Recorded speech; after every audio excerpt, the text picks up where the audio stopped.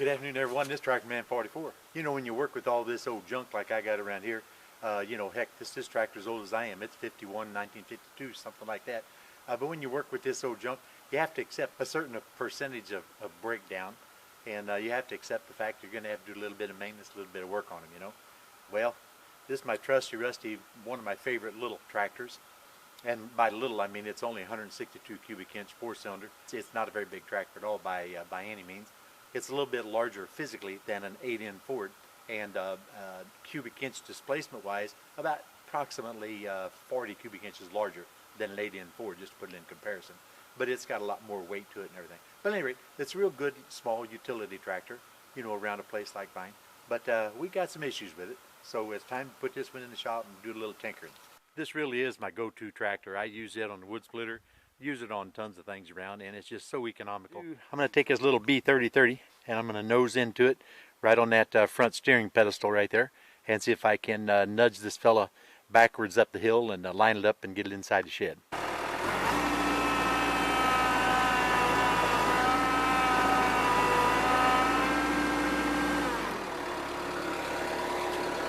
You know what I got to do? I think I better put it in neutral first.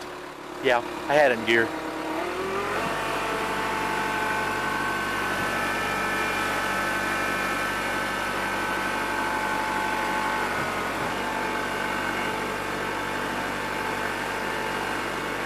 I'm just going to go ahead and pick the front end of the tractor up, I hope. That way I should be able to steer it. So yeah, I got the front wheels off the ground right now.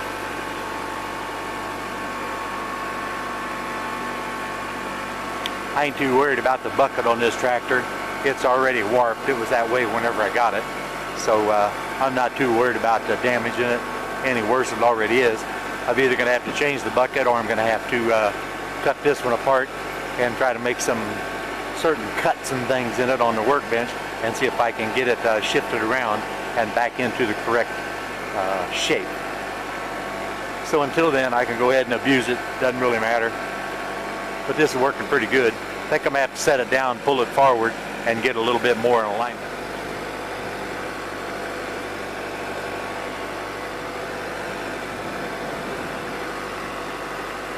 This is actually kind of cheating a little bit, ain't it?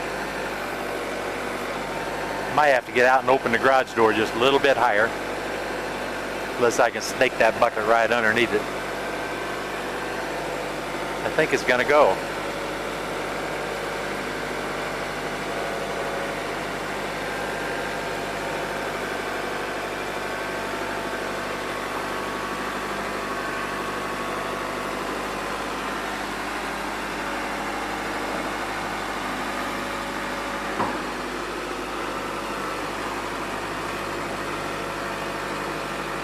There we go, no muss, no fuss, right in the opening. The little Kubota did what it needed. What we're going to have to do is we're going to have to put a few new wires on it.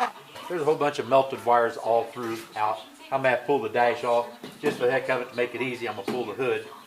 Gas tank can stay, but everything feeds up underneath the dash. So I'm going to go ahead and spend a few minutes and pull the hood off real quick.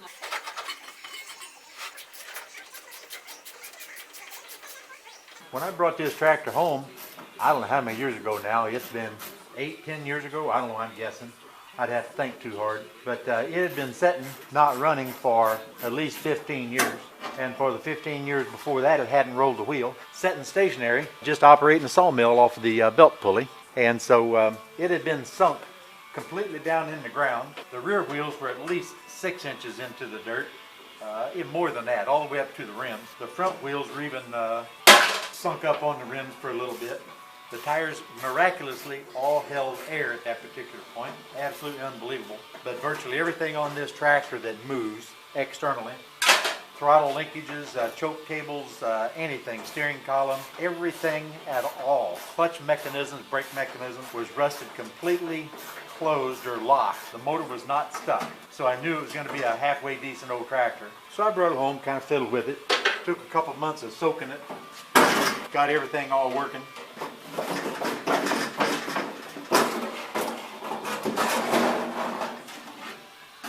Converted it over to 12 volt. It's been just a great little practice, but now like I say, we got to do a little maintenance to it. Never had to do any engine work to this thing at all. I know you can't see it very well, but my hot wire from the battery terminal off of the alternator, that wire just roasted all the way back through the wiring harness. It picked up a couple of the other wires and smoked those. So I have to pull the dash off of. Now this doesn't come freely off because you've got your oil pressure lines and stuff that comes up here, your temperature indicator lines. So you kind of got to fiddle with them, decide what you got to undo. Plus the heavy terminal off the battery comes up here to your push button. So that makes it a little more difficult, you know, to get everything loose. Okay, there, once I got the oil line loosened up a little bit and the battery cable loosened a little, I was able to drop the dash far to the rear of the tractor, exposing all the back end of the gauges. You can take a look in here, you can see everything that's smoked if you look really, really, really close.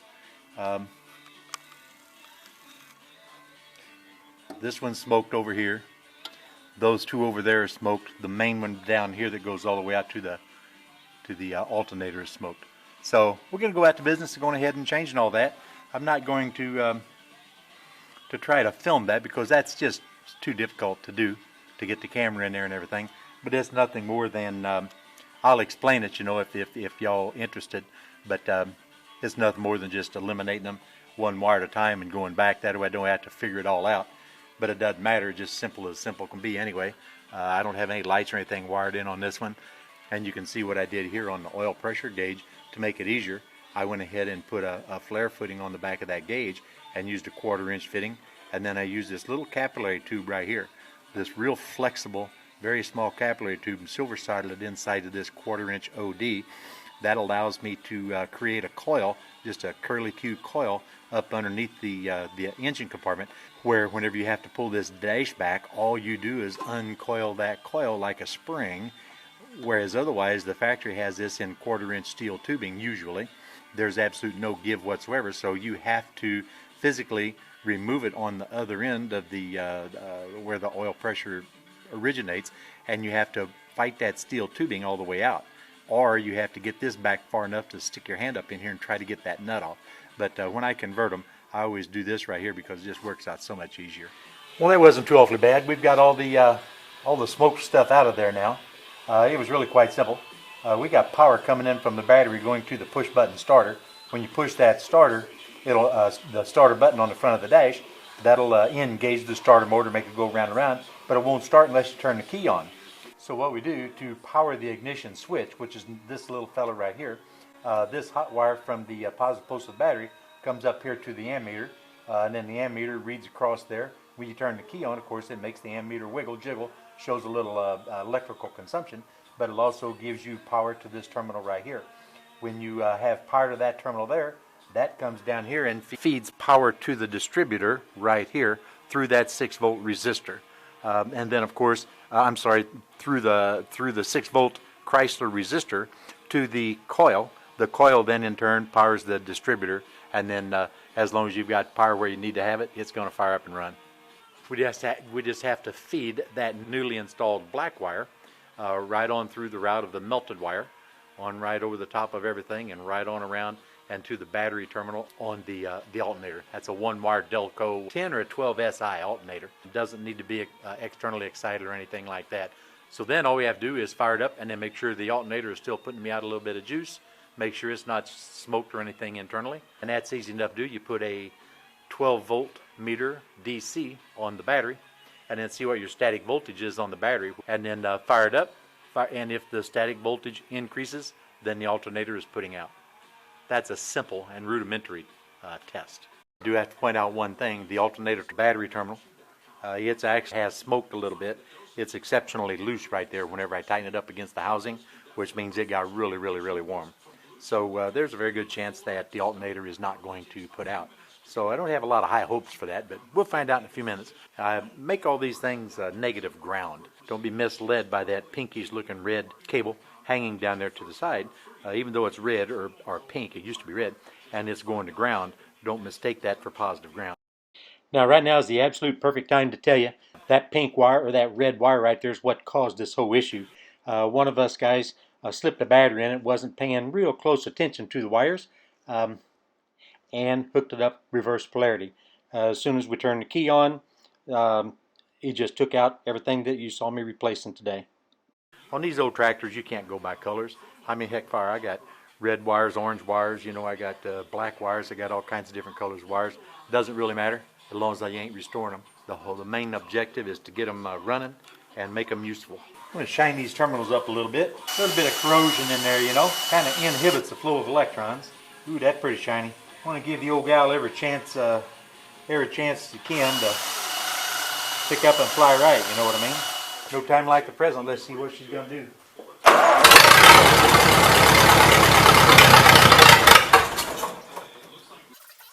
A little cold nature to have to pull the choke back out.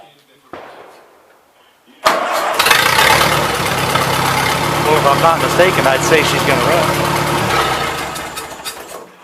Well, everybody, I got good news, I got bad news.